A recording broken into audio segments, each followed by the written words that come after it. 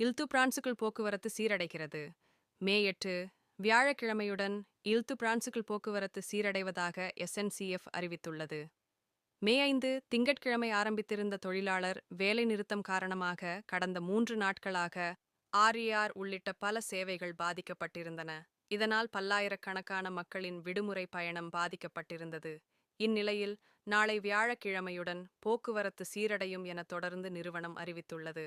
அதேவேளை இவ்வாரத்தின் இறுதி நாட்களான சனி மற்றும் ஞாயிற்றுக்கிழமைகளில் மீண்டும் தொழிலாளர்கள் வேலைநிறுத்தத்தில் ஈடுபட உள்ளதாகவும் 10 - 9 சேவைகள் இயங்கும் எனவும் SNCF உறுதியளித்துள்ளது.